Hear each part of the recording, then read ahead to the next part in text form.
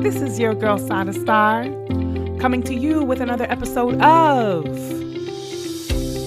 A Day in the Life of the Alpha Woman, the official podcast of the Easy, Breezy Life community.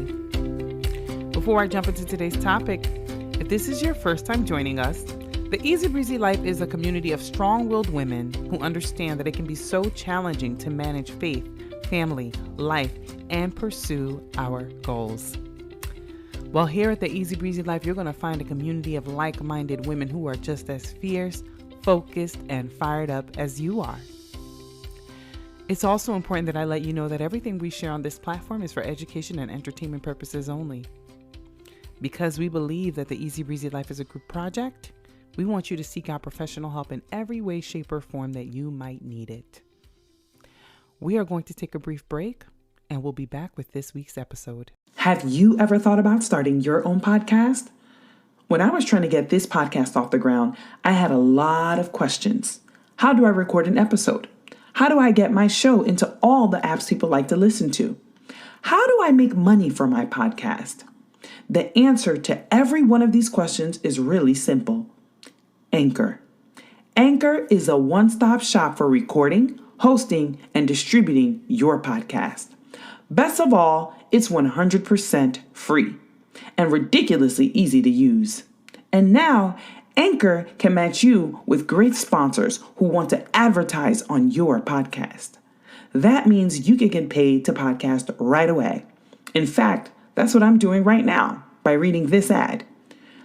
I love to use Anchor to reach my strong-willed alpha woman community and help them live healthy, abundant, and successful lives together. So if you've always wanted to start a podcast and make money doing it, go to anchor.fm/start to join me and the diverse community of podcasters already using Anchor. That's anchor.fm/start. I can't wait to hear your podcast.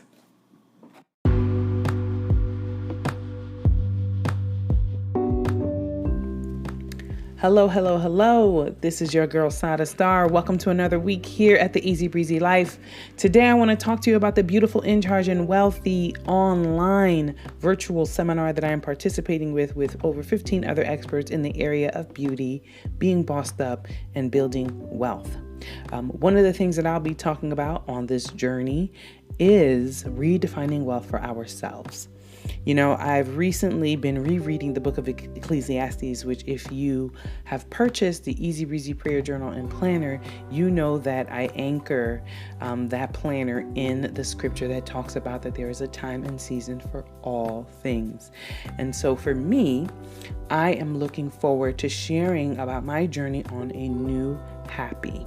Meaning, having gone through a tremendous amount of trauma in the past 10 years, really, y'all. I mean, it's like I married my husband and just life started happening in ways that I couldn't begin to explain in the time slot that we have allotted for this podcast. But rather than looking at those experiences as things that chipped away from me, choosing to take them on as lessons, as part of life's journey, and finding a new happy. And what does a new happy mean, right? A new happy does not mean going back to my life in my 20s when I lived in a gated community of townhomes and had my fully loaded vehicle and did what I wanted to do with my money and my time. And knowing that, yes, while I'm glad I enjoyed my experience in being single and loving myself and learning who I was and enjoying my time alone and enjoying my silence, also acknowledging and accepting that my life will never be that again. Right? Sometimes when we're moms or wives, and if you're like me, you have the child with complex needs or you're a caregiver for anybody, we reminisce or want to look back on the times when life was simpler. There are moments that I feel that adulting is just not what I bargained for. Can you take me back to college? Can you take me back to grad school? Just take me back anywhere. And the truth of the matter is that no matter how much we want to wish that we go back in time, we can't. And so at some point we have to accept our experiences, in some way accept that they've taken something from us, but also accept that if we want to, those experiences can become wisdom that we use to live better lives for ourselves, to make better decisions. But more importantly, like we do here on the Easy Breezy Life, wisdom that we can use to be a blessing to other women in our community.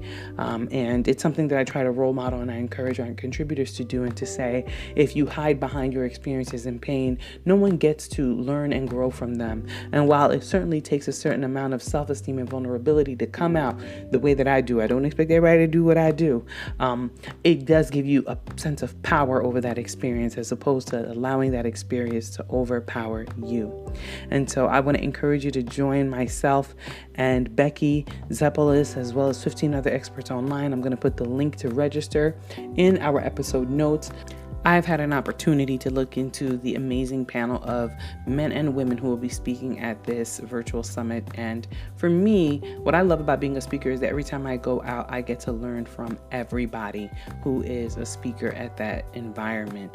We all have something to offer. And when you walk into an environment with a willingness to learn and evolve and just an openness, you can gain a lot of nuggets that helps make sense of your experiences, but also helps you make better decisions for the future. So very excited to be a part of it. I want to encourage you to sign up and just tap in. It's completely free, right? So you have nothing to lose. If you don't like it, it ain't for you. But if you get something from it, then you're blessed. And I want you to share it with somebody else. The other thing that I want to talk about today is really this idea of redefining wealth. My husband and I are in business together. We run a household together. We are both, I guess, considered middle class because we are six-figure earners. I get that. It doesn't always feel like that on the ground because we're also first-gen college students, have student loans that we're paying off. So our journey into establishing wealth that can turn into intergenerational wealth looks a little bit different than maybe someone whose parents paid for their college education and gave them money towards their first down payment for a home. We really had to build in a different way. And today, I'm grateful we made some tough choices early on to maybe not live in the best neighborhood, right? To buy a multi-unit instead of a single family home, because it gave us the foundation, thanks to the leading of my husband, and the cushion to survive difficult times that can take anybody out, right? And so I'm grateful for God's mercy in those arenas. I'm grateful for the sacrifices and the decisions we made early on in our marriage that has put us in a position to take different kinds of risks in growing wealth. This being said, I'm becoming more and more aware that wealth is not just money.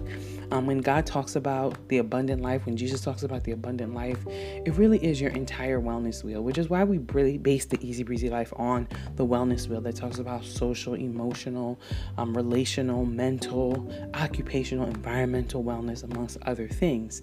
Because if you have money, but you don't have any of those other things, you'll find that it's not enough. But if you have, let's say, joy and you're always in poverty and you're scraping, trying to figure out how to get from one week to the next, you won't necessarily feel happy there either. And so the idea of redefining wealth is, can we have a more balanced view of what wealth is? Let it not be out of whack the way we place value on different parts of our wellness to say that we have wealth, right? Well and wealth, they're connected. And so I want you to check out this podcast that I've been listening to by a woman named Patricia Washington, and she talks about redefining wealth and really talking about how early on in her journey she was all about money, and how God had to kind of get her in order and tell her to seek wisdom, that wealth looked differently. And now you'll see that today, while she does have money, she also has wealth in different arenas in life, and she's enjoying a healthy life relationally and personally, because she made some decisions about not allowing money to be the way that she determined her worth and the quality of her life alone. Okay, so I'm going to put that in the episode notes as well. Going to keep it nice and short today. I love you. God bless you. And I'll see you next week for another episode of A Day in the Life of the Alpha Woman.